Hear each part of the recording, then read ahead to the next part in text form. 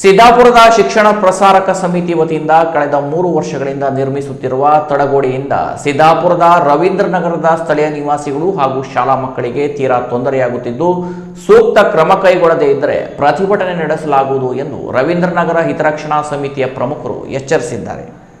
ಈ ಬಗ್ಗೆ ಸಿದ್ದಾಪುರ ಪಟ್ಟಣದ ಗಂಗಾಂಬಿಕಾ ದೇವಸ್ಥಾನದಲ್ಲಿ ಶುಕ್ರವಾರ ಸುದ್ದಿಗೋಷ್ಠಿ ನಡೆಸಿ ಪ್ರತಿಭಟನೆಯ ಎಚ್ಚರಿಕೆ ನೀಡಿದ ಸಮಿತಿಯ ಅಧ್ಯಕ್ಷ ರವಿದಾಸ್ ಟಿ ಅಂಬಿಗಾ ಹಾಗೂ ಸದಸ್ಯ ಧರ್ಮ ಮಂಜುನಾಥ್ ಅಂಬಿಗಾ ಅವರು ಕಳೆದ 3 ವರ್ಷಗಳಿಂದ ಪಟ್ಟಣದ ಸಿದ್ಧಿವಿನಾಯಕ ಸಮುಚ್ಚಯದಲ್ಲಿ ಶಿಕ್ಷಣ ಪ್ರಸಾರಕ ಸಮಿತಿಯವರು ತಡೆಗೋಡೆ ನಿರ್ಮಿಸಿದ್ದಾರೆ.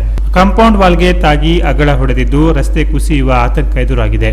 ರವೀಂದ್ರನಗರ ಭಾಗದ ಜನರಿಗೆ ಇದರಿಂದ ತುಂಬಾ ತೊಂದರೆಯಾಗುತ್ತಿದೆ.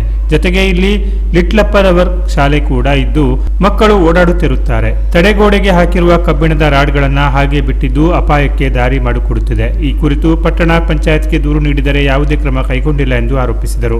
ಶಿಕ್ಷಣ ಸಂಸ್ಥೆಯ ಆವರಣದಲ್ಲಿ ಕಮರ್ಷಿಯಲ್ ಚಟುವಟಿಕೆ ನಡೆಸಲಾಗುತ್ತಿದೆ. ವಾಣಿಜ್ಯ ಸಂಕೀರ್ಣ ನಿರ್ಮಿಸಿ ಬಾಡಿಗೆ ನೀಡಲಾಗಿದೆ. ಕಾನೂನು ಪ್ರಕಾರ ಶಿಕ್ಷಣ ಸಂಸ್ಥೆ ಸಮುಚ್ಚಯದಲ್ಲಿ ವಾಣಿಜ್ಯ ಉದ್ದೇಶಕ್ಕೆ ಬಾಡಿಗೆ ನೀಡಲು ನಿಯಮವಿದೆಯಾ? ಪಟ್ಟಣ ಪಂಚಾಯತ್ ಅಧಿಕಾರಿಗಳು ಮೌನಕ್ಕೆ ಶರಣಾಗಿರುವುದು ಸಾಕಷ್ಟು ಅನುಮಾನ ಮೂಡಿಸುತ್ತಿದೆ. ಜನಸಾಮಾನ್ಯರ ಬಗ್ಗೆ ಇವರ ನಿಲುವು ಬೇರೆ. ತಕ್ಷಣ ಕ್ರಮಗಳನ್ನು ತೆಗೆದುಕೊಳ್ಳುತ್ತಾರೆ.